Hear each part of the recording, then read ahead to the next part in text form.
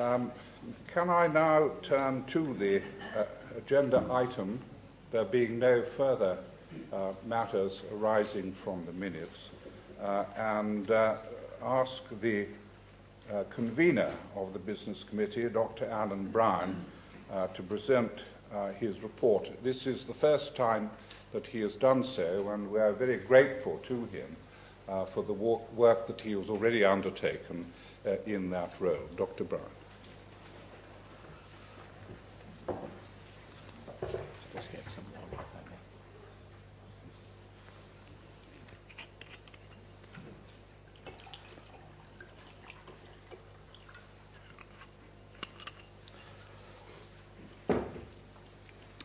Chairman, Principal, members of the General Council. As Chairman has just said, this is my first report to the General Council, and I am deeply aware of the honour and privilege I have been given in leading the Business Committee for the next 4 years. I wish to record my thanks of the Business Committee to my immediate predecessor, Mr. Alan Johnson, for the inspired way he led his team, so that the relationship between the General Council and our university has never been stronger. I hope to build on that success and support the university in all their endeavours.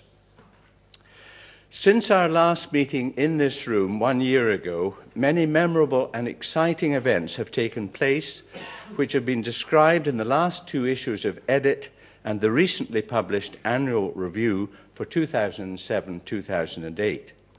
I should like to report to you a few of these highlights this morning. Last June's half-yearly meeting, which also marked the General Council's 150th anniversary, was held over 3 days in Washington, D.C., and was by every measure an outstanding success. There were about 350 delegates, of whom 70% came from the US and Canada. The feedback which the General Council and the university received was very positive, and many delegates spoke about their appreciation of members of the General Council and the university coming to them, and how particularly useful it was to hear about the university firsthand from the principal.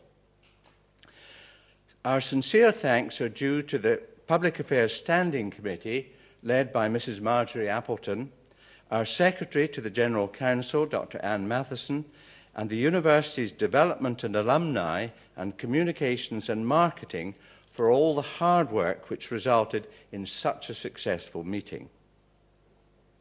In Washington, D.C., to mark the 150th anniversary of the General Council, the Principal, on behalf of the University, presented ceremonial robes to successive conveners of the Business Committee and secretaries to the General Council.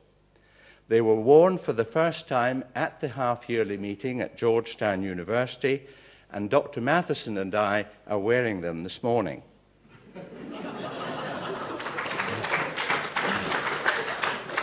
They were beautifully modelled in Washington as well, I can. In our turn, the General Council marked our 150th anniversary by presenting to the university a sculpture by the Scottish artist Mr. Kenny Hunter, which is entitled The Unknown. The sculpture was commissioned by the Council from contributions made by members of the General Council in Scotland and by members of the Edinburgh University US Development Trust, for which we are most grateful. I had the honour of presenting the sculpture to the Principal at a ceremony in the Talbot Rice Art Gallery in December. Once a permanent site has been decided, a further ceremony will be arranged.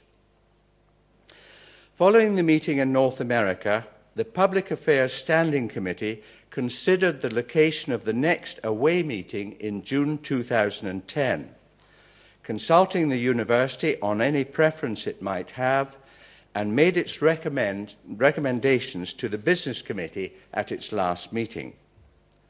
I am pleased to announce that your Business Committee has recommended that the June 2010 Out of Edinburgh meeting should be held in Hong Kong. It is important for the General Council in supporting the university to build on the success of previous meetings, which have been held in parts of the world where there are significant hubs of graduates. These are challenging times for our university, and it is vitally important for us to develop contacts in other regions of the world as other universities are doing. This university has given a very high priority to internationalization in its plan for 2008 to 2012. And we have strong historical and contemporary links with Hong Kong, where many Edinburgh graduates live and work. More recently, Chinese, many from Hong Kong, are coming to Edinburgh to study. Many of you will have seen the Washington, D.C. events on the General Council and university websites, and you will have noticed that today's meeting is being filmed and will in due course be put on our video gallery on the General Council website. Our after-lunch speaker, Sir Ian Wilmot, has kindly agreed that his talk will be filmed, and it is hoped that future speakers will also agree so that they may be included. A video about the work of the General Council has been produced and is available on the website. I hope that members have had the opportunity of viewing the website in the Lorimer room this morning, and you will note that the address is given on the platform banner behind me. Thanks are due to Dr. Mike Mitchell, Chairman of the Media Group, and also to Mr. Ian Conn, Communications and Marketing, and staff in the information services for this video work. And today is a test run for full webcasting of this and future meetings. I'm pleased to report that we have a strong team of members on the Business Committee, most ably led by the conveners of the 4 standing committees. The Academic Standing Committee, with Dr. Charles Swainson as convener, has arranged an impressive programme of speakers for the coming year, and all members of the Business Committee are encouraged to attend. Dr. Swainson's report and those of the other standing committees' conveners may be seen in the annex to Billet, which is available this morning. The Constitutional Standing Committee, under the convenership of Mr. Ralph Parkinson, is planning to introduce online General Council elections, if possible, by 2010. There will still be the opportunity for members to request a postal vote.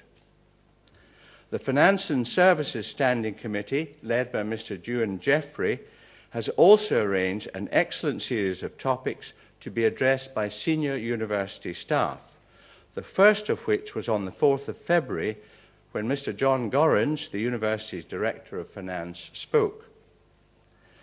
The Public Affairs Standing Committee is chaired by Mrs. Marjorie Appleton, and they have been much involved in planning the events surrounding the 150th anniversary of the General Council.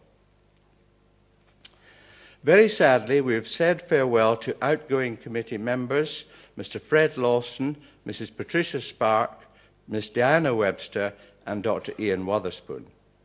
They contributed significantly to the work of the Business Committee and its standing committees, for which we are most grateful.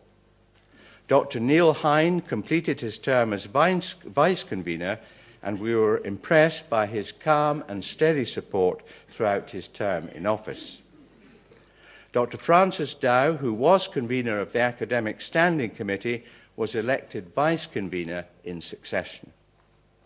We welcomed Professor Ronald Asher, Mr. Michael Conway, Ms. Doreen Davidson, Mrs. Mary McGregor, and Mr. Bruce Ray to the Business Committee.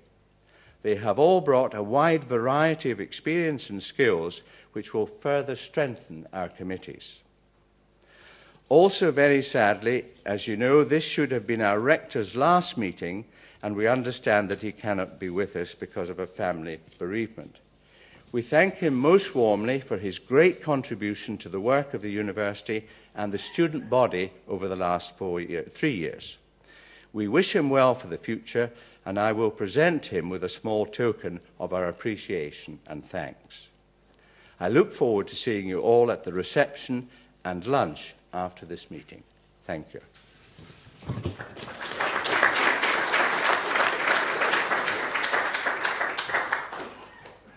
Thank you very much indeed, Dr. Brown, for that introduction.